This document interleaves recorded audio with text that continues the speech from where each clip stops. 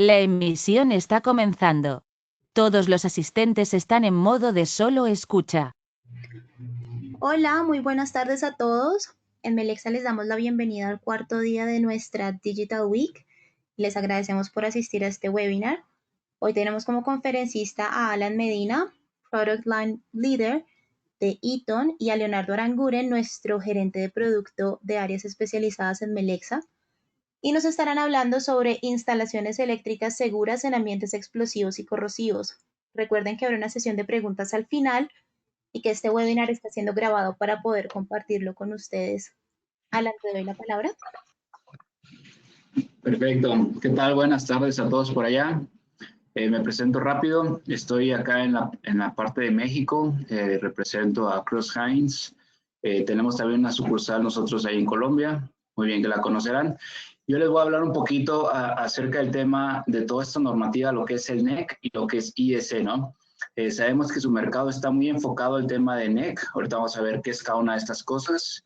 La plática la voy a hacer muy técnica. Espero que estén listos. Las preguntas acordamos que las vamos a hacer hasta el final, vía chat. Y bueno, vamos a empezar aquí un poquitín, ¿no? Entonces, el ramo eléctrico principalmente maneja dos normativas, ¿no? Hay mucho más, pero las más conocidas para nuestro mercado y para nuestra región son estas dos, el NEC y IEC, ¿no? Las dos van un poquito de la mano, pero tienen muchas y grandes diferencias. ¿A qué me refiero con esto? El NEC es el National Electrical Code, todo esto lo vamos a ver un poquito más a detalle, pero obviamente fue creado por los americanos, de lo cual ustedes se van a dar cuenta, los productos son muy robustos. Son productos robustos que realmente resisten las explosiones. Sin en cambio, una normativa IEC son productos más asociados a temas como de policarbonato, a temas, ahora sí que están diseñados bajo ambientes no tan severos, ¿no? Entonces, recordemos que los americanos, los Monster Truck y todo eso, ellos diseñan muy asociado a que todo resista por mucho tiempo, principalmente en aceros, principalmente en aluminios. Entonces, aquí hay dos grandes temas para el tema de explosion proof, o como le llaman allá de aquel lado, como áreas clasificadas. El NEC lo que va a hacer, va a aceptar el riesgo, va a aceptar que siempre va a haber presencia de gases y atmósferas peligrosas. Va a diseñar productos para que resistan y inclusive hasta aguanten una explosión interna, ¿no? Sin en cambio, IEC lo que trata de hacer es mitigar al máximo la posibilidad de ignición. Entonces, si ustedes se dan cuenta, en referencia, lo que hace mucho IEC, que es lo que vemos en las computadoras, es encapsular los componentes. Obviamente, ahorita vamos a ir viendo un poquito más a detalle de qué es cada una de estas cosas, pero quiero que seamos aquí muy atentos. Como les platiqué un poquitito, Estados Unidos tiene su normativa NEC, que es el National Electrical Code, que se basa también en referencias de normas de UL y de normas canadienses. Nosotros en México adoptamos, porque estamos muy pegados a Estados Unidos, adoptamos mucho lo que es NEC, pero también Colombia tiene muchos equipos NEC, pero la diferencia es que el mercado está cambiando y por eso es esta charla. El mercado está cambiando y ya no nada más entran empresas americanas a Colombia o a cualquiera de los otros países, ya entran empresas holandesas, empresas de Londres, empresas de otros países de Europa, inclusive hasta empresas asiáticas que traen una normativa más hacia el tema IEC, que es más internacional. Entonces, todo lo que es el NEC, pues hay varios influenciadores, ¿no? Uno de ellos es UL, que es un laboratorio que va a certificar que cuando un producto, digamos, Crouse-Hinds, la mayor parte de sus productos tienen UL. ¿Y por qué les ponemos UL? En primera, para validar que lo que dice la marca sea una realidad. Imaginemos que digo yo Crouse-Hinds, yo soy Crouse-Hinds, soy el líder del mercado y porque yo digo que mi equipo es a prueba de explosión, es a prueba de explosión y listo. Entonces es aquí donde entran unas entes certificadoras, como el caso de UL, el caso de CCA, un caso de Intertek, que te dicen, hey, es cierto, lo que dice Crouse-Hinds realmente lo cumple, ¿no? Este tipo de cumplimiento que es, que un luminario puede ser ocupado en áreas clasificadas, que un luminario puede ser ocupado en ambientes marinos, que resiste cierto número de horas a condiciones extremas, ¿no? Entonces les hablaba un poquito de NEC e IEC, ¿no? Entonces, esto es muy básico, nos lo enseñaron desde la primaria o desde la educación básica, que es prácticamente el triángulo de la explosión, ¿no? Entonces, hablamos que el NEC siempre va a estar dispuesto a aceptar que puede haber una explosión, en cambio, ISE no va a aceptar esto. Entonces, va a tratar de mitigar cualquiera de estos tres, lo va a tratar de quitar.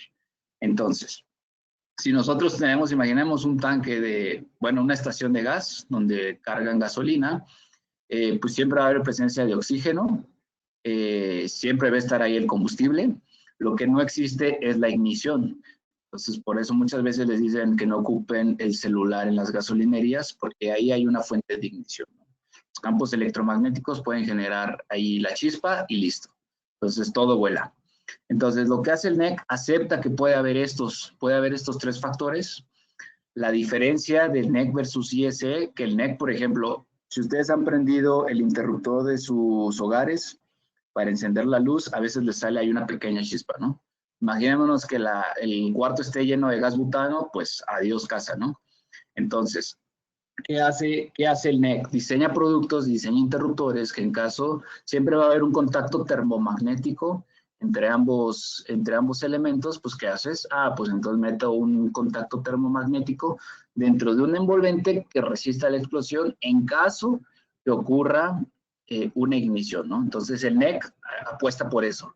Y ese que hace al contrario, pues muy sencillo, encapsulo mis componentes eléctricos y me evito todo eso, ¿no? Entonces son dos normativas, ni una ni otra está mal, tan solo son dos tipos de mercados diferentes. Entonces, esto es aquí lo más complicado de áreas clasificadas, prácticamente aquí trato de resumirlo lo más que se pueda, porque muchos no sabemos qué es clase 1, clase 2, clase 3, qué es una división 1, qué es una división 2, y aquí se los pongo muy en general y un resumen así, lo más claro posible. Cuando yo entré a la compañía, pues no entendía que era un clase 1, que era un clase 2, que era un clase 3, cuando yo tenía un producto clase 1 división 1, cuando tenía un producto clase 1 división 2, y así este es el resumen súper fácil. Miren, primero el NEC clasifica en tres etapas o en tres clases: clase 1, clase 2 y clase 3. La primera clase siempre va a incluir a todo lo que son líquidos o vapores inflamables. Estamos hablando aquí del famoso gas butano, acetilenos, hidrógenos. Aquí es donde entran todos esos. Entonces, cuando en su instalación, si hay gente ahí de mantenimiento o gente que está realmente digamos, en terminales de almacenamiento de combustibles, como son vapores o como son líquidos, todo eso entra en clase 1. Entonces, si ustedes tienen ese tipo de instalaciones, su producto tiene que tener un marcado en el producto que diga clase 1. De lo contrario, pues preocúpense, ¿no? Después viene todo lo que ve es clase 2, que son todos polvos combustibles.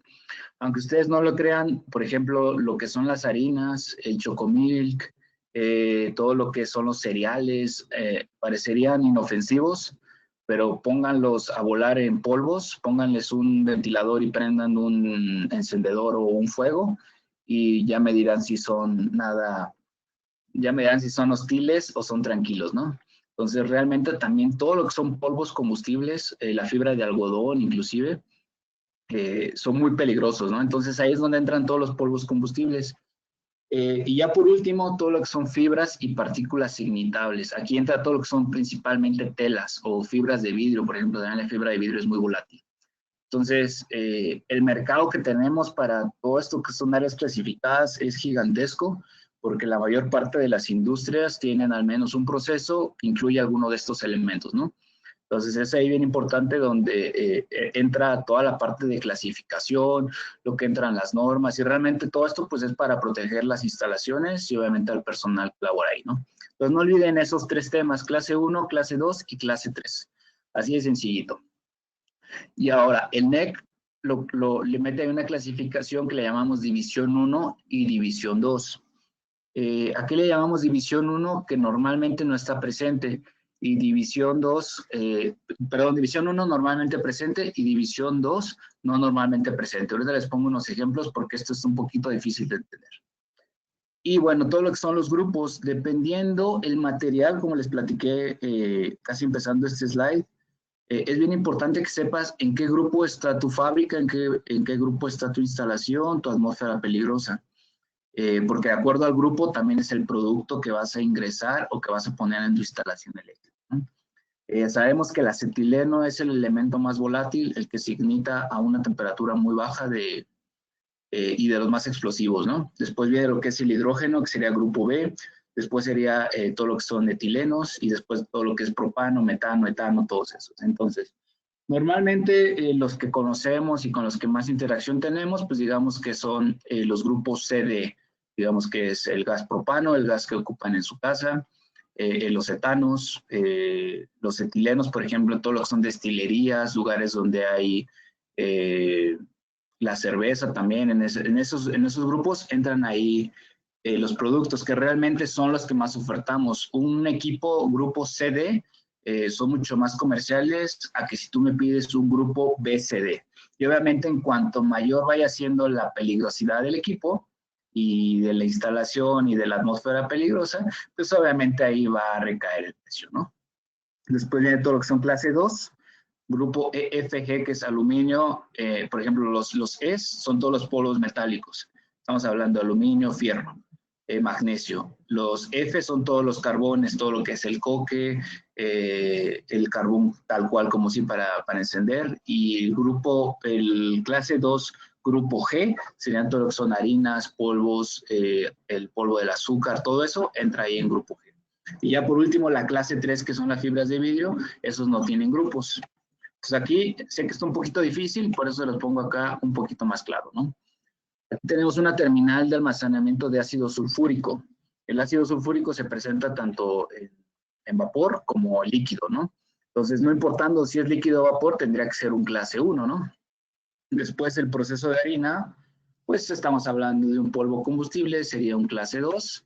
Y una textilera, pues obviamente sería un clase 3, ¿vale? Y aquí es donde viene la diferencia entre división 1 y división 2. La división 1 siempre va a haber presencia de los vapores. Por ejemplo, aquí pongo un clarísimo uso cotidiano, que es el ir a cargar tu tanque de gas, ¿no?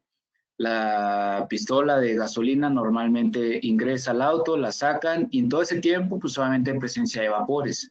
Entonces, es ahí donde entra un división 1, porque todo el tiempo corres el riesgo de que ocurra una ignición, ¿no? Entonces ahí siempre hay un división 1 porque siempre hay presencia de esos vapores combustibles. Y división 2 no normalmente presente, pero no quiere decir que nunca haya, ¿no? Entonces, por ejemplo, aquí pongo un caso de un crisol. Pues obviamente el crisol también tiene polvos metálicos que pueden ignitarse, pero no siempre yo estoy vaciando mi crisol. A lo mejor este crisol lo vacío una vez al día o 3 veces al día, ¿no? Entonces es ahí donde entra la división. Y bueno, sabemos que el NEC pues dice, ok, yo voy a estar instalado, obviamente mi bomba de gas, si ustedes se fijan, siempre tiene un botón, un paro de emergencia a un costado, porque en caso de que ocurra algo, el operador puede ir e accionarlo automáticamente. Entonces, pues obviamente yo tengo que meter instalación eléctrica que cumpla con estos requisitos.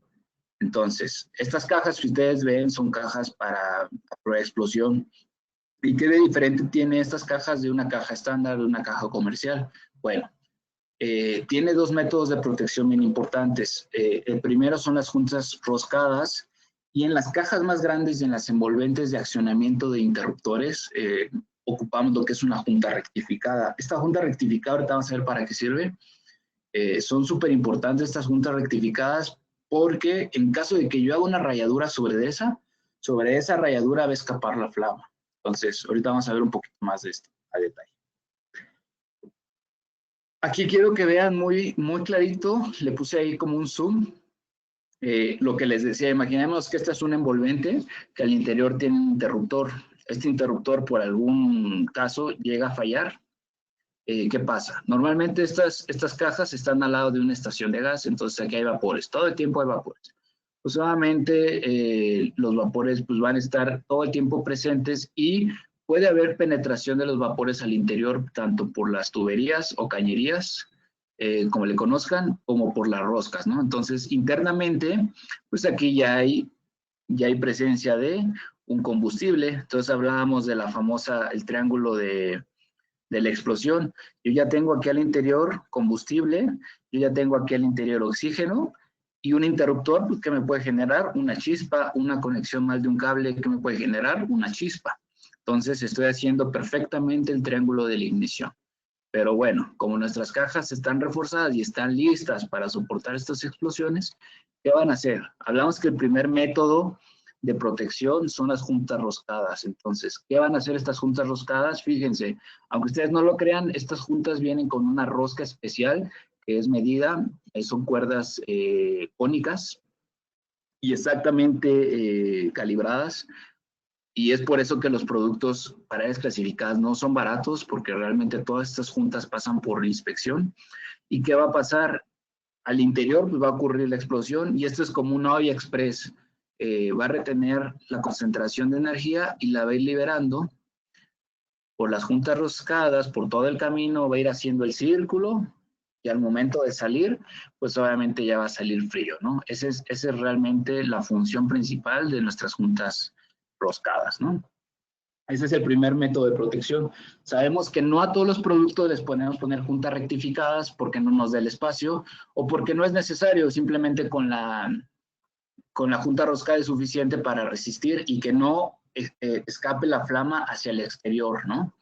Entonces, como regresamos a los slides pasados y les comentaba, yo Crouse-Hinds pruebo mi producto, pero ¿cómo validan todo eso, no? Entonces, es por eso que nuestros productos tienen el famoso logotipo de UL. UL hace las mismas pruebas que nosotros y valida que nuestro producto realmente cumpla con todo lo que estamos diciendo. Entonces, en este caso, que son casos muy delicados, pues es el primero, ¿no? El segundo son todo lo que son juntas rectificadas. Estas juntas rectificadas, nuestros productos principalmente manejamos dos tipos de materiales, aluminio y un componente que llamamos feraloy. Lo bonito de esto, la verdad es que se ve padrísimo la superficie porque le pasamos un maquinado con una fresa y queda literal acabado espejo. Es un acabado que queda muy, muy, muy, muy fino. ¿Y por qué debe ser así de fino? Por acá vemos el ejemplo.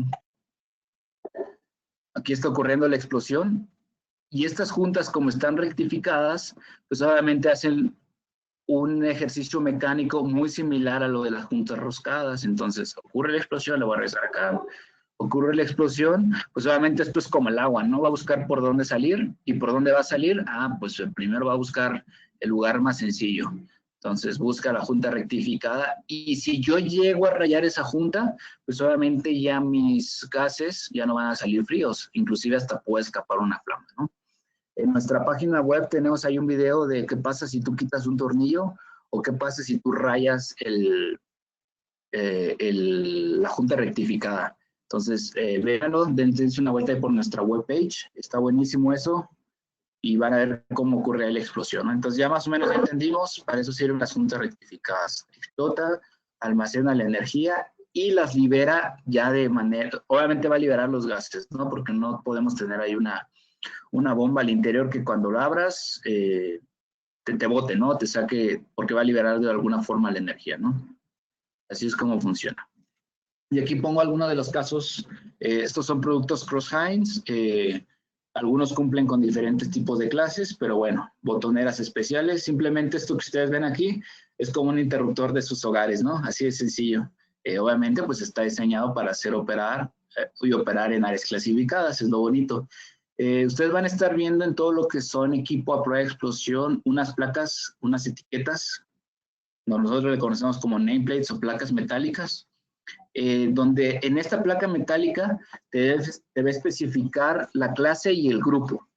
Entonces, bueno, aquí no puedo hacerle zoom, pero si ustedes le hacen zoom a cualquiera de estos productos, pueden ver, por ejemplo, si es clase 1, división 1 o clase 1, división 2, ¿no? Entonces, por ejemplo, este producto aquí es muy robusto y se ocupa para un clase 1, división 1. ¿Qué quiere decir esto? Que yo lo puedo ocupar en un lugar donde hay presencia de vapores o líquidos, todo el tiempo, constantemente, que hay ahí alrededor presencia.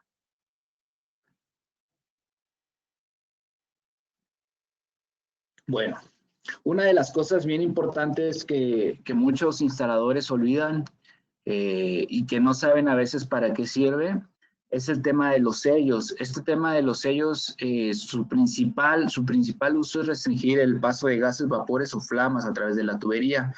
Inclusive cuando ustedes vean en los catálogos de Crouse-Hinds, por ejemplo, que dice sellado de fábrica, no quiere decir que viene todo encapsulado. ¿A qué nos referimos con esto? Alguna de las partes, como en este caso aquí pongo una imagen de una luminaria, restringimos el acceso o la comunicación entre la tablilla LED y el driver. ¿Por qué hacemos esto? Pues obviamente queremos limitar los espacios y en caso de que haya una explosión al interior del LED, pues no se vaya hacia la parte del driver. Entonces es ahí donde también limitamos los espacios entre cada una de ellas. ¿Y cómo funcionan aquí estos sellos? Estos sellos nosotros, bueno, aquí hay varias formas. ¿Y dónde se ocupan principalmente? Siempre se van a ocupar, esto no lo dice Crouse-Hinds, ni lo digo yo, lo dice también el NEC.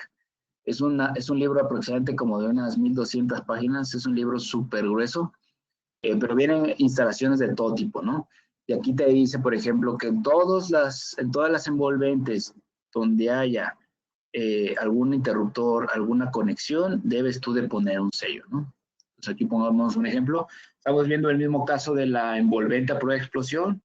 ¿Qué pasa, no? Aquí sabemos que por estas juntas rectificadas, por las roscas de los tornillos ingresa oxígeno e ingresa el combustible, ¿no? Entonces internamente ahí hay una combustión, y digamos que tenemos ahí adentro un interruptor mal conectado o algo raro que nos ocurre la explosión, obviamente va a haber ahí un fenómeno de compresión y de tensión internamente. ¿Y qué va a pasar? Pues solamente como lo platicamos, ¿no? Esto es como el agua, va a buscar alguna salida.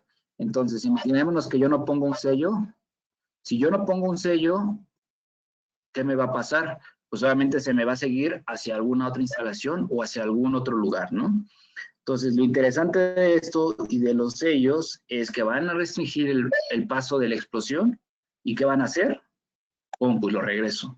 ¿Y por dónde va a salir? Pues obviamente por las juntas rectificadas. Es por eso que es tan importante que coloquemos correctamente los sellos y como la norma me lo maneja, no deben instalarse a más de 45.7 centímetros o 18 pulgadas.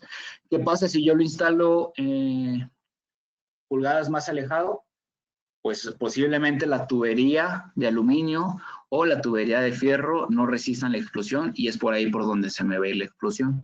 Entonces, bien importante ahí, no deben de instalarse a no más de 18 pulgadas. Entonces, bien importante todo eso. Por eso no es que queramos venderles más, ¿no? En teoría, por cada caja que nosotros vendamos, tendríamos que venderles un sello, ¿no? Entonces, bien importante que tengan estos materiales siempre de stock. Entonces, ¿cómo funciona esto? Pues bien sencillo. Manejamos diferentes tipos de sellados. El más común y el de los más viejos que hemos manejado prácticamente es como un tipo cemento que se mezcla con agua, se ingresa por eso los sellos no tienen aquí dos aperturas, si se fijan, para poder ingresar aquí el compuesto químico, en este caso sería un cemento con agua, y se hace una mezcla súper dura. Nosotros le conocemos como el chico A, compuesto chico A, y pues obviamente esto ya queda súper sellado. Entonces va a ser el ejemplo que estamos aquí viendo, ¿no? Está súper interesante. Manejamos diferentes tipos, hay uno mucho más rápido. Esto sí es bien importante mencionarlo. El secado no es rápido, ¿no? Entonces una vez que yo lo pongo, no quiere decir que ya pueda hacer mis pruebas, tengo que esperarme 24 horas, ¿no? Hay otros tipos de sellado mucho más rápido. Este es el Chico Speed Seal, que hace la misma función, hace como una masa epóxica, y esta masa epóxica se ingresa, el sellado prácticamente es en 5 minutos. Obviamente, pues el tema es que el precio aquí es mucho más caro, ¿no? Pero, por ejemplo, hay instalaciones o MROs que se dedican a hacer transformadores o se dedican a hacer componentes en serie, y este tipo de productos les ha funcionado perfecto, porque en lugar de esperarte 24 horas para el siguiente proceso, pues con este tipo de equipos y de aparatos, pues es súper rápido, ¿no? Entonces aquí les pongo ya muy general, de un ejemplo de instalación. Se fijan, aquí tenemos un envolvente, tenemos aquí, por ejemplo, aquí envolvente, pues solamente tengo que poner sellos, envolvente, sellos. Tengo aquí mi bomba, tengo aquí mi caja, sellos, ¿vale? No olviden nada de eso, es bien importante que los coloquen y que no sea más de 18 pulgadas. Es alguna de las cosas que a veces se olvidan. Entonces ya vimos que NEC, a ellos no les importa el NEC, si hay explosión o no, realmente los equipos están diseñados para mitigar esa explosión. Y aquí viene todo lo que es IS, son algunas de las diferencias. Puede ser que en el mercado colombiano todavía no esté tan entrada la norma IS, pero no se confíen porque, por ejemplo, acá en México todo era NEC y estos últimos 3 años, con reformas que ha habido, pues prácticamente ya es un 70-30, ¿no? Entonces esperemos que con el tiempo todo esto se vaya modificando. Entonces, mismo caso que el NEC, es una norma americana. IS, lo bonito de IS es que prácticamente es internacional. Lo pueden ocupar tanto en Asia, como en Europa, como en Rusia, como en África, inclusive Brasil tiene normas IS. Y bueno, aquí mismo caso, en IS hay 3 organismos que igual son influenciadores de esta norma, que te aconsejan, inclusive hasta algunas veces te dan buena relación hacia los productos, cómo se deben instalar, que son CENELEC. No es tan conocida en el mercado CENELEC. De estos son los más conocidos, ATEX y ISX, ¿no? Estos 2 organismos igual se encargan de certificar los productos, ¿no? Entonces aquí les pongo algunas diferencias, ¿no? Ya vimos que NEC son clase 1, clase 2 y clase 3, división 1 y división 2, y en IS van a estar escuchando que lo manejan ellos por zonas. Zona 0, zona 1, zona 2, zona 20, 21 y 22. Entonces, regresamos al mismo caso. Lo más común que ustedes van a estar viendo es el famoso zona 1, que es lugar donde puede existir presencia de vapores en condiciones normales, que es lo que a nosotros le llamamos clase 1, ¿no? Y si se fijan en el tema de polvos, que nosotros le conocemos como clase 2, ellos le conocen como zona 20, 21 y 22. Entonces es ahí donde está un poquito las diferencias entre uno y otro. Ellos no tienen nada asociado hacia fibras y partículas, porque todo lo meten dentro de la zona 20, 21 y 22, ¿va? Entonces, aquí les pongo más o menos cuáles son las zonas que se clasifican. Hablamos que zona 0, 1 y 2 va asociado a todo lo que son líquidos y vapores combustibles. Zona 20, 21 y 22 va todo lo que son polvos orgánicos, metálicos, harinas y todo. Entonces, IS también autoriza y en estos últimos años también ha adoptado el mismo concepto que NEC, también puede soportar la explosión, pero principalmente lo que hace IS, ellos le llaman algo que es intrínsecamente seguro. ¿Qué quiere decir esto? Que diseñan circuitos que son, digamos, yo diseño un circuito de tal modo que mi arco eléctrico no sea capaz de generarse, ¿no? ¿Qué quiere decir esto? Pues lo diseño con los voltajes mínimos. Estamos hablando de voltajes de 3 volts, 5 volts, y estos voltajes pues no me permiten generar una chispa, ¿no? Entonces, es lo que principalmente hace IS. También te permite esto de la técnica de protección, de este tipo de técnicas, pero lo que más adopta IS es este tipo de cosas, ¿no? Límites más bajos, corrientes bajos. También ellos autorizan mucho todo lo que son meter gases inertes al interior, presurizarlos. Al presurizarlos, por eso les puse el segundo slide, que es todo el tema del triángulo de explosión. Si tú presurizas con un gas inerte, ¿qué va a pasar? Pues no va a haber oxígeno, no va a haber posibilidad de una explosión, ¿no? Otra de las cosas que también hacen mucho es todo lo que es la inmersión en aceite.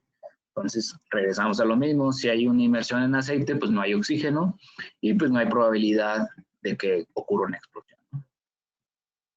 Entonces, aquí está un poquito más complicado y ese maneja una nomenclatura para todos los productos. Primero es el marcado EX, ese nunca se lo van a quitar. Normalmente siempre es sobre superficies industriales y aquí es donde viene la zona. Si estamos hablando de líquidos y vapores, sería un zona 1, sería un 2G, por ejemplo, en este caso, ¿no? Si cumple con IS, sería un EX, ¿no? Entonces, todas estas nomenclaturas pueden cambiar mucho. Luego tiene un DE, luego tiene un DEP, un DIP. Entonces, hablamos de todo esto. Por ejemplo, un flame proof quiere decir que puede pasar lo de la flama, que tiene juntas rectificadas, roscas ideales para soportar la explosión. Aquí viene lo de intrínsecamente seguro. Lo del gas presurizado, meterlos en aceite, como lo hacen con muchos transformadores.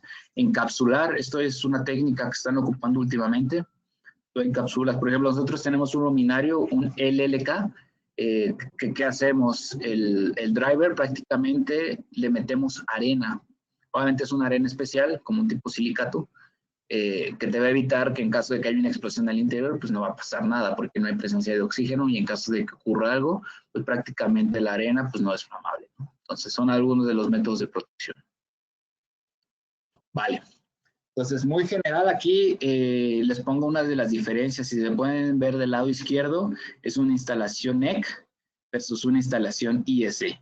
IEC te permite inclusive tener envolventes metálicos, a diferencia del NEC, ¿no? Entonces, ahí les pongo algunas de las instalaciones, tienes que poner sellos. IEC, lo bonito de esto es que puedes también ocupar prensacables, como los tipos... los sellos que vimos en las slides pasados, puedes tú ocupar prensacables como los que se ven ahí y los puedes encapsular igual. Entonces son algunas de las técnicas que te permite ahí el IEC. Son algunas de las diferencias. Ustedes van a ver que NEC es mucho más robusto, mucho más durable. En muchas instalaciones, aunque les permitan ocupar IEC, siguen prefiriendo lo que es el NEC. Estamos hablando, por ejemplo, en tema de minas. Acá en las minas de México, pues prácticamente no les gusta ocupar IEC porque son equipos no tan robustos, ¿no? Entonces prefieren un tema de NEC. Mismo caso para ustedes, que tienen de aquel lado varios tipos de... Hablando, por ejemplo, en Colombia les ha ido muy bien con todo el tema de plantas de tratamiento de agua. Meten mucho producto NEC porque inclusive nuestros productos los podemos recubrir de PVC, ¿no? Entonces ahí hay varias soluciones interesantes. Aquí les pongo un ejemplo clarísimo de tableros. Del lado izquierdo pues, solamente es NEC y del lado derecho es IEC. Entonces es un tablero con un envolvente, tiene aquí su junta rectificada, todas estas roscas igual están diseñadas para soportar la explosión. Y bueno, del lado derecho es un equipo realmente, hacen la misma función, simplemente son algunas de las diferencias, ¿no? En cuanto a tomas y clavijas, mismo caso, ¿no? Si se fijan del lado izquierdo son componentes metálicos mucho más robustos y ese puede optar por ocupar poliamidas del lado derecho, ¿no? Entonces, eso es un poquitín de lo que representa para nosotros como Crouse-Hinds. Tenemos ambos productos, nosotros manejamos tanto IEC como NEC. Obviamente nuestro mercado está muy enfocado en NEC, pero en caso de que lleguen a preguntarle si manejamos IEC, sí, sin ningún problema. Prácticamente todo lo que es NEC lo fabricamos en la planta de México y en la planta de Estados Unidos. Todo lo que es IEC mayormente se fabrica en nuestras plantas de Europa, principalmente en Londres y en Holanda, ¿vale? Abro micrófonos, creo que hay por ahí una sesión de preguntas, si no me comí todo el tiempo. Justamente estábamos aquí contestando cada una de ellas a medida que han estado haciendo las consultas. Allá varias de ellas han sido dadas como, ya se les ha dado la respuesta. Ok. A ver, miramos.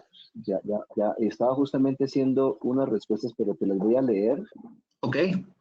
Voy a leer para que podamos responderlas directamente en vivo. Bueno, por favor, pregunta Abdel Hernández Cardona. Por favor, explicar cuál es la diferencia entre equipos intrínsecamente seguros y explosion proof.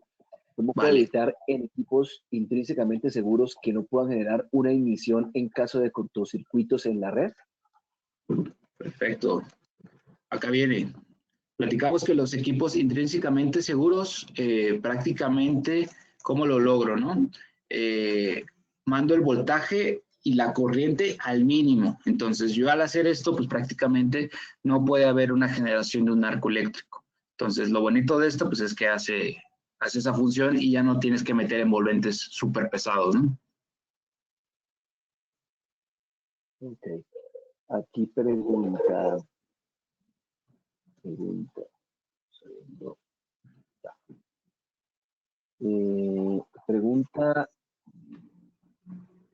Pregunta Hernán Contreras. Okay. Para una estación de servicio, ¿qué clase y división sería? Ah, mira, qué bonita. Buena pregunta. Voy a regresar acá. Muy buena pregunta ahí. ¿Qué tal? Buenas, Hernán. Mira, normalmente una estación de gas maneja dos tipos de divisiones. Bueno, sabemos que obviamente como es un vapor y es un líquido, siempre va a ser, regresando acá, va a ser siempre un clase 1. Y entonces, me preguntas, si toda la estación de gas debe ser clase 1 división 1, la respuesta es no. Puedes tener unas áreas que son clase 1 división 1 y puedes tener áreas que sean clase 1 división 2. Me explico. Adyacente a la bomba de gas, el código eléctrico, el NEC, el artículo 392.1, especifica exactamente en qué parte y cuánto es el área de esparción de este gas, ¿no? Cada uno de los gases se comporta de manera distinta. Por ejemplo, ustedes han visto en las estaciones de gas, de gasolina normal, no de gas butano ni gas propano, de gasolina normal, que cuando ustedes cargan gas, normalmente los vapores del gas tienden a subir y empiezan a bajar. ¿Esto a qué se debe? A la densidad. Cada uno de los gases tiene un diferente comportamiento, a diferencia del gas butano y gas propano. Entonces, el gas propano, ¿qué va a hacer? Es mucho más ligero, ese sí se va para arriba. El gas butano también se va para arriba. Entonces, en las estaciones de gas, adyacente a tu estación de gas, tienes obligatoriamente que meter todo clase 1, división 1. Pero en la parte de arriba, donde vas a meter tu luminaria, hay unas ciertas alturas que te maneja el NEC de la burbuja. Si pasas esa burbuja hasta donde puede llegar el vapor, pues prácticamente ahí ni siquiera es clase 1, división 1 ni división 2, ya es un área ordinaria. Entonces, por eso muchas de las estaciones de gas ponen los techos muy altos. Tú al poner un techo alto, pues prácticamente evitas que el vapor de gasolina llegue a subir. Entonces, en la parte de arriba, pues vas a tener una luminaria estándar, no necesitas una luminaria normal. A diferencia de una estación de gas propano o butano, sí tendrías tú que poner en la parte de arriba una luminaria clase 1, división 1, porque ahí sí los gases se van hacia arriba, ¿no? Entonces, contestando a tu pregunta, espero que con eso puedas entenderla. Adyacente a la bomba de gas, siempre vas a tener que poner un clase 1 división 1, pero lejano a ellos, por ejemplo, en un cuarto de bombas, también tienes que ocupar un clase 1 división 1, pero podría ser en el tema de descarga de combustible. Normalmente meten clase 1 división 2, pero siempre por protección, normalmente meten también clase 1 división 1. Entonces, esto lo maneja el NEC. El NEC te dice tu burbuja y te dice dónde sí y dónde no. Pero más o menos conociendo ya las estaciones de gas, adyacente a tu gas, siempre metan equipos clase 1 división 1. Bueno, Alan, John Ospitia pregunta, en la diapositiva número 27 muestran unas conduletas. Confirmar si estas son clase 1 división 1. La pregunta es porque se ve que todo es clasificado.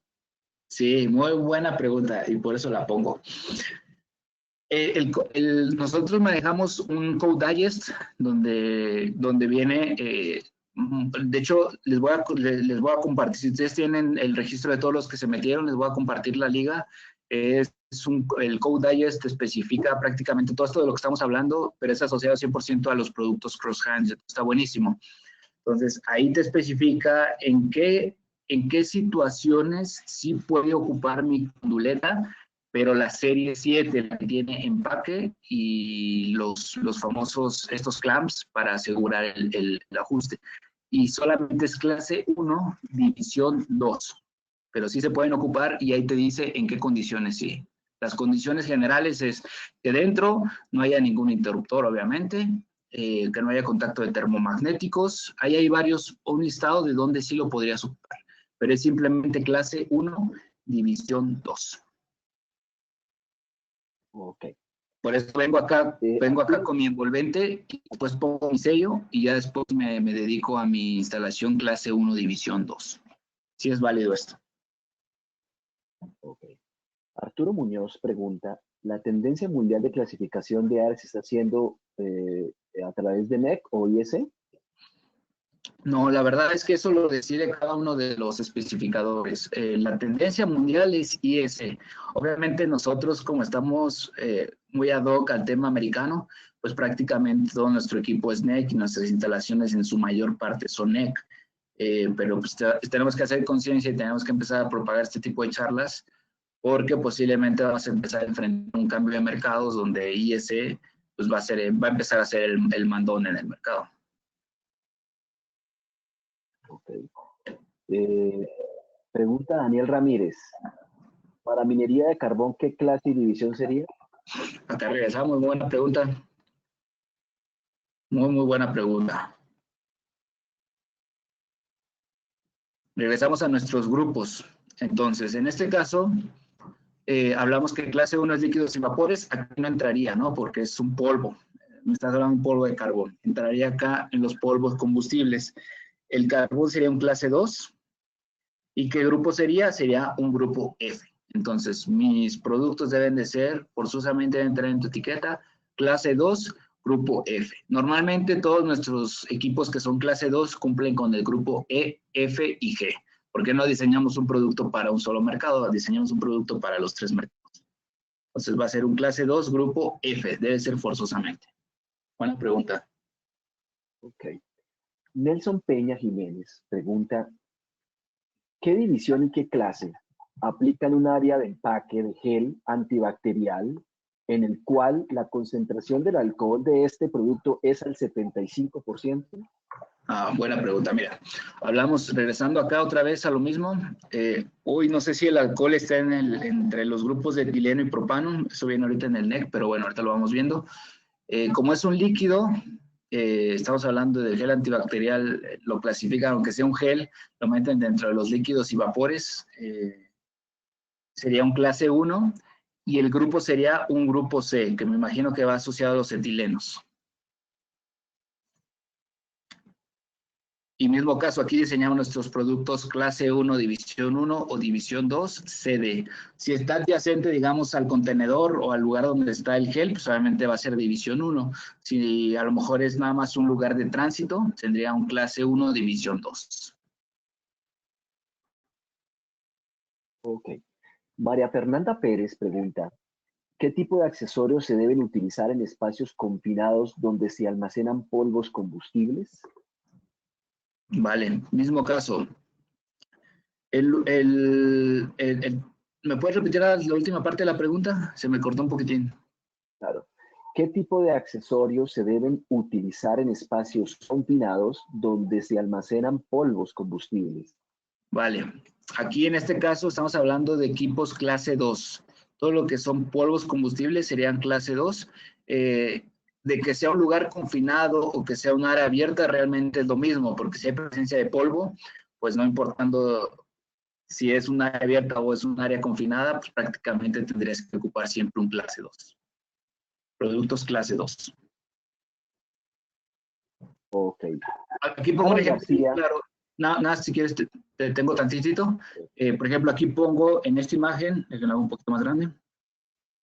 Aquí viene un clase 1, división 1, y si se fijan es una luminaria súper robusta versus una luminaria clase 1, división 2. En este caso, por ejemplo, esta está lista para líquidos y vapores, y esta luminaria está lista para los combustibles.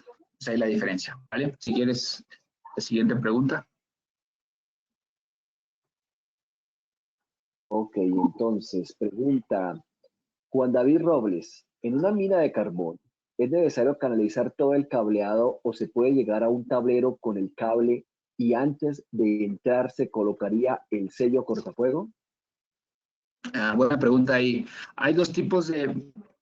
Perfecto, bueno, si quieren vamos para acá. Vamos para acá. Hay diferentes tipos de accesorios. Manejamos inclusive prensacables. Si tú vas a traer tu cable por fuera, inclusive nosotros como marca no lo vendemos, pero hay un cable que le llaman el cable, el metal clad, que viene reforzado con un metal y adicional está diseñado para estar en áreas clasificadas. Mismo caso, el cable debe traer una nomenclatura que diga clase 1, división 2 o división 1. Si tú traes tu cable con esta nomenclatura, tú puedes ocupar un prensacables de este lado, como de este tipo, y listo. Y ya no necesitas meter un cortafuegos o un sello EIS, porque el mismo prensacables ya va a venir internamente encapsulado y sellado. Vendemos el mismo prensacables, nosotros lo vendemos ya con ahí la masa epóxica, que tú la colocas y vas a evitar en caso de, va a ser el mismo ejemplo que hacen acá. Vamos un poquito para acá, va a ser lo mismo aquí.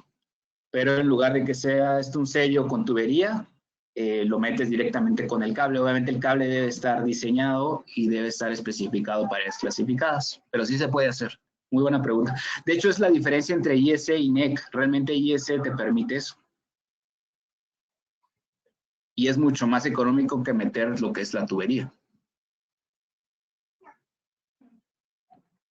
Ok, bueno, vamos con la siguiente pregunta.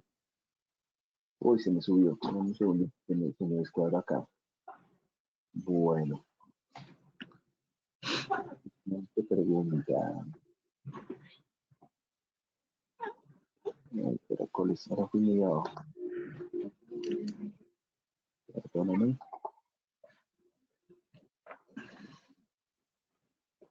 Aquí estamos. Bueno. El sello, pregunta Jairo Castiblanco, ¿el sellado también aplica a conduit flexible y conectores? ¿Cómo se haría? Conduit flexible, el SLK me imagino, y conectores de qué tipo, ¿no ven ahí en específico? Me imagino que él se refiere a la coraza en PVC y a los conectores para esa coraza. Ok, miren, aquí viene un ejemplo.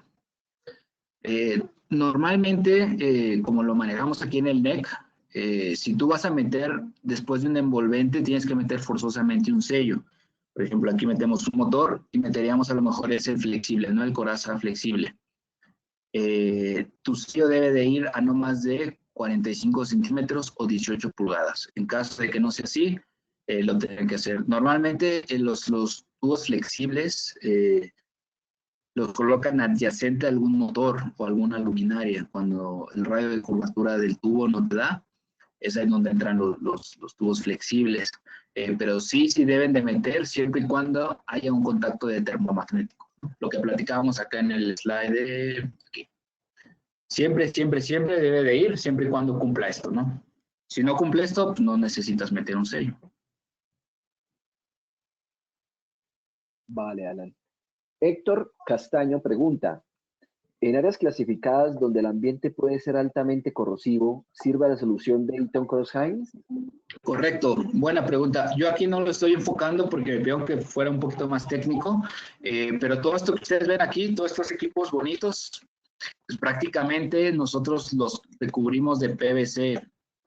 Al exterior le generamos una capa de PVC y al interior le metemos un recubrimiento de uretano rojo. De hecho, es una solución muy vendida en el tema de Colombia. Nos ha funcionado muy bien en plantas de tratamiento de agua, se han ganado proyectos muy grandes.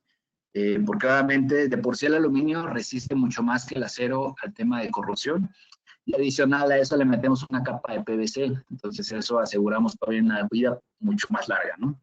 Pero sí lo tenemos, sí lo contamos. Ok, Manuel Murcia pregunta, cuando la sustancia explosiva, me imagino que él se refiere, tiene una temperatura de autoignición inferior a 85 grados Celsius, ¿cómo se seleccionan los equipos? Bien, muy buena pregunta. En luminarios, acá viene creo en el de IED, recordemos que la mayor parte de nuestros luminarios NEC, imaginémonos, nuestro luminario está diseñado para, en caso de que resistan los 85 grados de ignición, al interior, pues esté soportando N cantidad de explosiones. Imaginemos que aquí superamos los 85 grados, bueno, se mete mi elemento que a 85 grados es súper poquito, me imagino que debe ser un elemento muy similar al acetileno. Ingresa a nuestro equipo, alcanza los 85 grados al interior, ocurre la explosión, pero mi flama no va a escapar acá. Siempre y cuando yo acá afuera no tenga alguna flama o alguna chispa, no va a pasar nada. Nuestros equipos están diseñados para soportar cualquiera de las temperaturas. Entonces, no importando la temperatura, todos los que son nuestros envolventes pueden funcionar a la famosa temperatura de 85 grados, ¿vale? Solamente en luminarias le manejan algo que le llaman un tier rating, y dependiendo del tier rating, eso también es especificado en cada uno de los catálogos, cuál es la temperatura máxima de operación, que son estos de aquí. Miren, el tier rating, y aquí manejan los famosos 85 grados. En tu caso tendrías que pedir uno de un T6, un equipo que sea T6.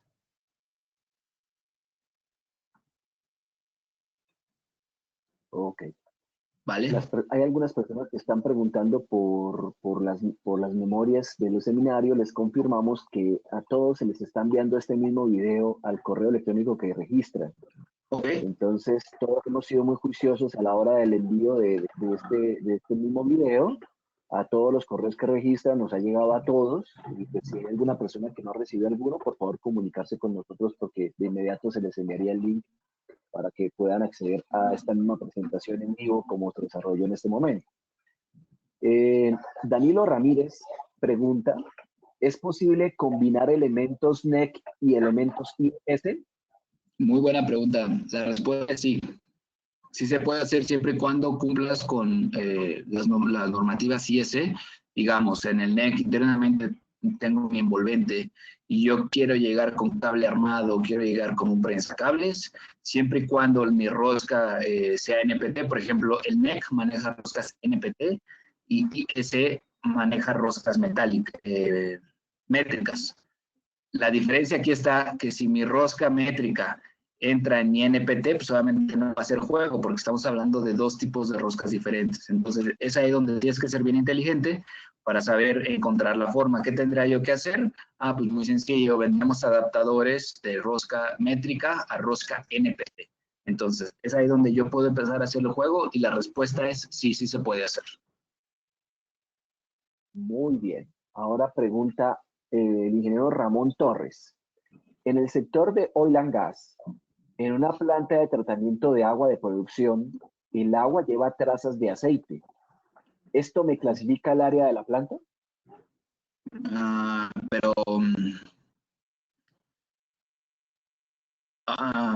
Muy buena pregunta. Pues en teoría, si el aceite emite vapores o está cercano a una área adyacente eléctrica, yo creo que sí. La verdad está muy confusa la preguntilla, a ver si me la puedes hacer otra vez.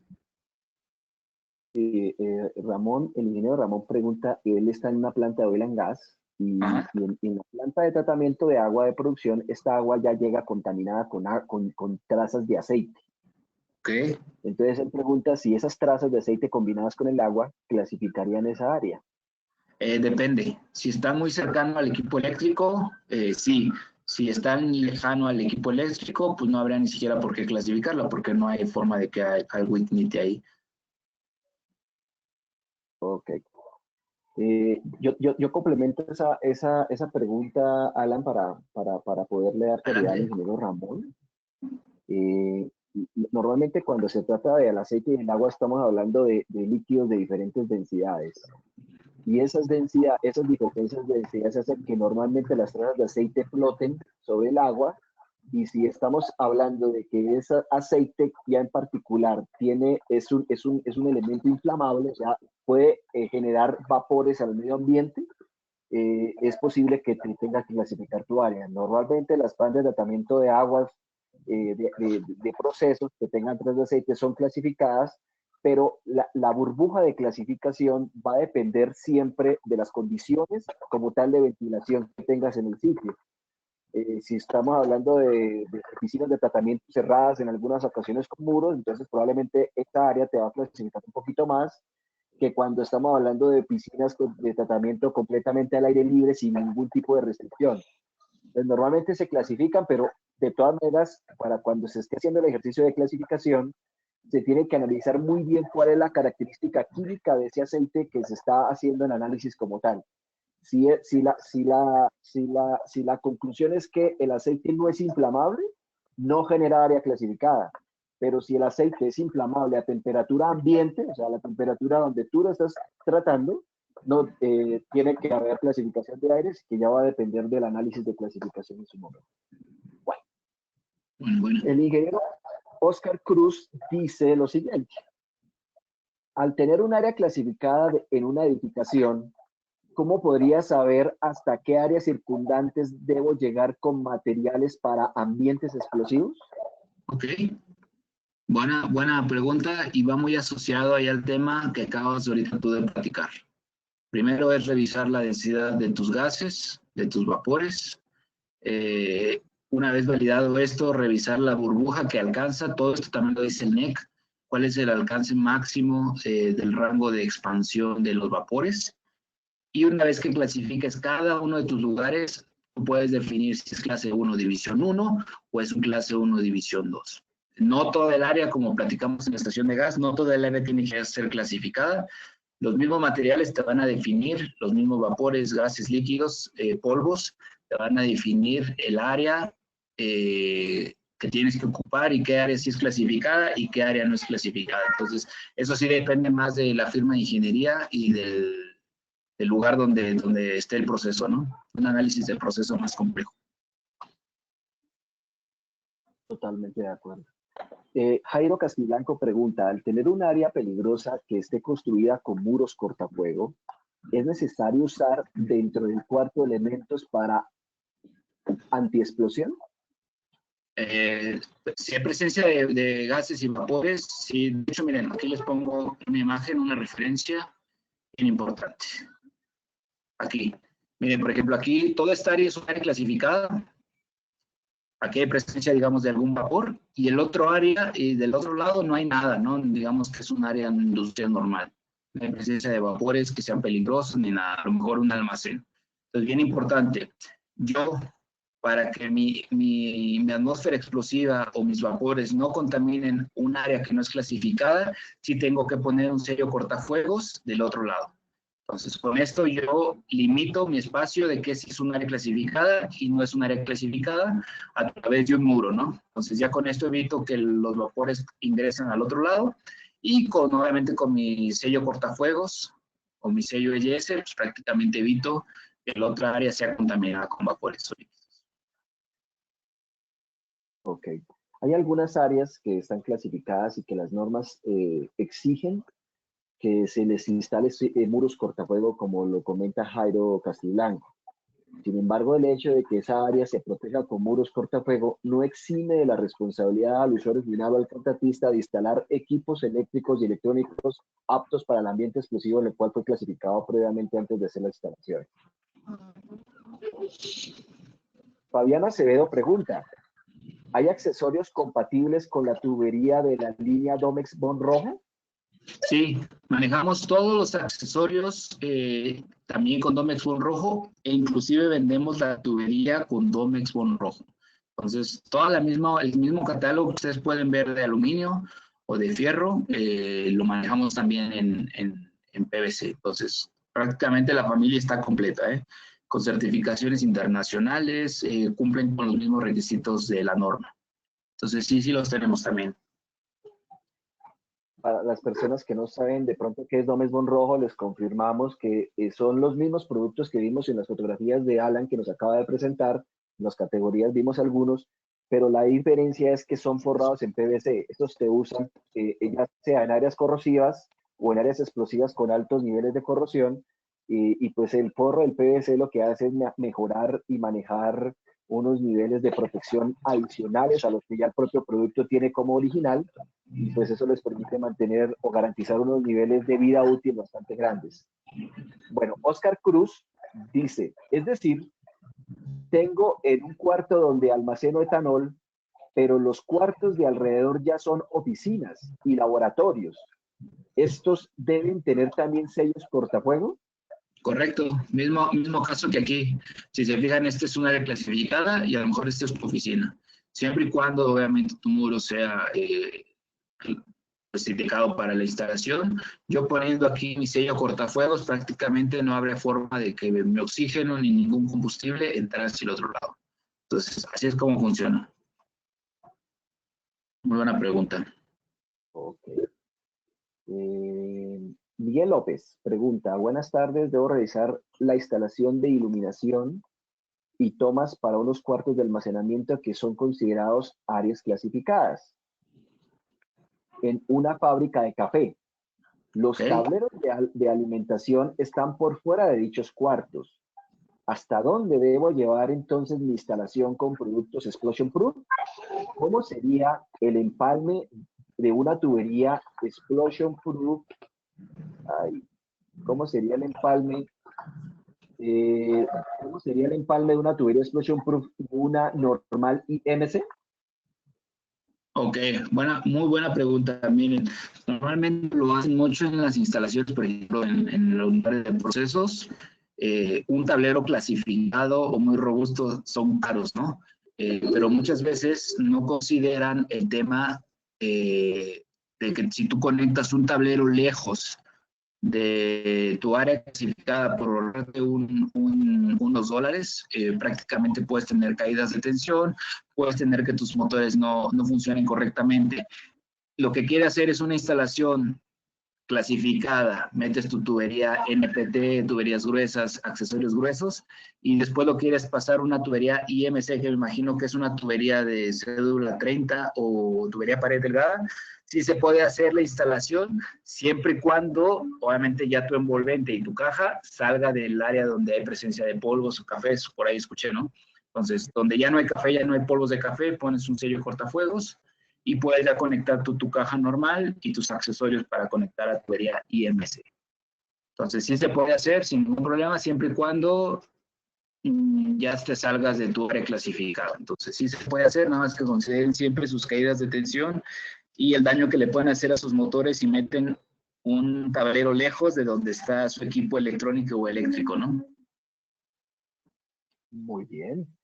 El ingeniero Eric Muñoz comenta que la NTC, el RETIE, y si no estoy mal, la NTC, que es nuestra norma técnica colombiana, que es nuestro código eléctrico nacional aquí en Colombia, son claras en el sentido de que solo se debe usar uno de los estándares, no mezclarlos. Esa la respondo yo por lo que son normas nacionales las que está mencionando el ingeniero Eric. Le confirma al ingeniero que ni el RETIE ni la NTC comentan o ratifican que se debe usar una de las dos normas. Ok, Lo que está comentando, exactamente, lo que está comentando cualquiera de las normas nacionales es que la clasificación de áreas se haga o bajo estándar americano o bajo estándar europeo, lo cual ratificamos nosotros aquí en esta charla, que lo más importante de un área clasificada es el estudio de clasificación. Y ese estudio de clasificación debe hacerse bajo los dos estándares de norma, tanto el americano como el europeo.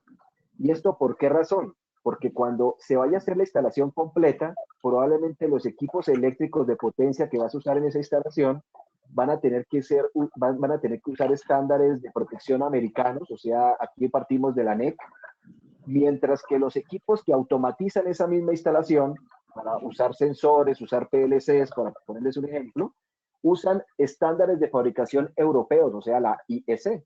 Entonces, si un estudio de clasificación de áreas solo te habla de divisiones, pero no te habla de zonas, pues van a tener un serio problema a la hora de identificar cuáles son los productos que le sirven a esa área clasificada. Entonces, por esa razón, yo les recomiendo que cada vez que ustedes vayan a contratar un estudio de clasificación de áreas, como usuarios finales o como contratistas, siempre lo hagan a través de los dos estándares para que la ingeniería de detalle no me vaya a quedar coja y no vaya a sufrir problemas por saber cuáles serían las técnicas de protección adecuadas. Ok. Las últimas preguntas son las siguientes. Héctor Arbey de Los Ríos Gallego. Tengo dos áreas para realizar una instalación separada por un muro. ¿Puedo mezclar equipos para áreas clasificadas y las otras en IMC? Regresamos a lo mismo, creo, va muy asociado a que después de tu área clasificada, si ya tienes un muro, ya tienes algo que impida que el vapor continúe hacia el otro área, simplemente con tu sello cortafuegos, el NEC te lo autoriza. Entonces, sí lo puedes hacer. Ok. Y Harold García pregunta, en un área de recibo de descargas de carrotanques de materias primas riesgosas y cuya área de recibo es a intemperie, ¿cómo defino la iluminación a utilizar? Mismo caso, regresando acá al tema de las gas stations, pues prácticamente te lo define tu gas, tu vapor. Si estamos hablando aquí a que me voy, si sale de mi burbuja, todo esto lo dice también el NEC, cuál es el área circundante que puede estar el vapor o el líquido o el gas. En caso de que sobrepases eso, pues ya necesitas ahí un equipo especial. En caso de que no cumpla con la burbuja o esté fuera de esa burbuja, pues prácticamente tendrías que ocupar cualquier otro luminario. Entonces, si estás cerca de un equipo, no menciona qué tipo de vapor es, pero me imagino que es clase 1, división 1, prácticamente tendrías que ocupar una luminaria clase 1, división 1. bien. De hecho, ahí el clave es el estudio de clasificación de áreas. Y generalmente en esas áreas de residuo, son islas de residuo de carrotanques, o ya sea para descargar o para cargar. Generalmente se usan luminarias para clase 1 división 1 en la parte, perdón, clase 1 división 2 en la parte superior, o sea, donde está el techo. Pero hay algunas áreas, algunos proyectos que nos solicitan también se iluminen las partes bajas, donde están debajo de las plataformas, donde los operarios pueden, no sé, ver algún tema del tanque, y ahí debajo de esas plataformas existen tubería de procesos, etcétera. Ahí en esos casos hay que verificar probablemente otro tipo de familia de luminarias, y hay que mirar el estudio de clasificación de áreas que arrojó, sobre todo por el tipo del combustible que se está o cargando o descargando. Hay que mirar bien esa parte. Si el combustible es más pesado que el aire, probablemente en esas partes bajas ya sea división 1, y si es más liviano que el aire, probablemente sigamos manejando la división 2 como normalmente se hace, pero pues han habido casos en Melexa donde nos ha tocado usar división 1 para esas partes bajas, no en todos los casos. Bueno, Héctor Arbey de los Ríos nos pregunta si Melexa maneja iluminación para este tipo de áreas clasificadas. Les confirmamos que por supuesto que sí, manejamos Crosshain, y hay diferentes tipos de soluciones. Hay reflectores, iluminación tipo campana, iluminación lineal, wall packs, hay esta iluminación portátil para el tema de mantenimiento para ambientes explosivos.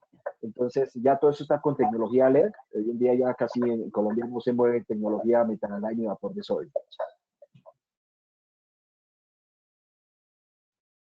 Leonardo Álvarez pregunta, para hacer estudio de clasificación se necesita alguna certificación en Colombia. ¿Se necesita en Colombia?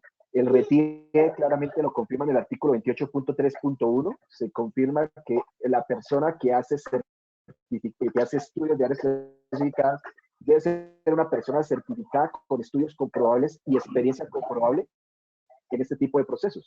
Nosotros aquí en Colombia padecemos mucho de este tema porque cuando nosotros hemos encontrado los proyectos, nos hemos dado cuenta que muchas veces los estudios se sobreclasifican, precisamente por la falta de conocimiento en la tipo de norma que realmente les aplica a cada condición específica.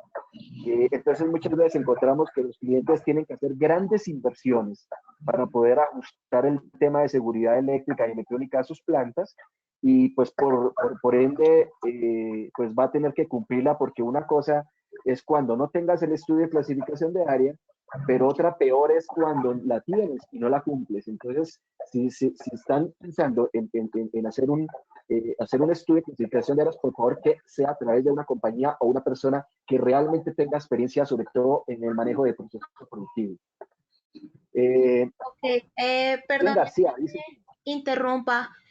Yo creo que por temas de tiempo no podemos responder más preguntas, pero lo que recomendaría es que los faltantes, por favor, envíen sus preguntas, ya sea a Alan o a Leonardo, si son muy puntuales. Yo sé que Alan y Leonardo estarían dispuestos a responder estas preguntas. No sé si quieren compartir sus datos de contacto. Vale, les comparto el mío. Estoy como Edgardo Medina, @eaton.com. Me pueden encontrar en el LinkedIn también como Edgardo Medina. Encantado de la charla. Muchas gracias a todos por su tiempo. Y de todos modos, cualquier contacto que tengan con la gente de Eaton Colombia, de la gente de Crosshain, también pueden acercarse con ellos y pedirles mi información sin ningún problema. Y ahí estamos. Les agradezco el tiempo. Le agradecemos mucho el tiempo. Nos pasamos 9 minutos y estábamos entretenidos, ni siquiera me daba cuenta de la hora.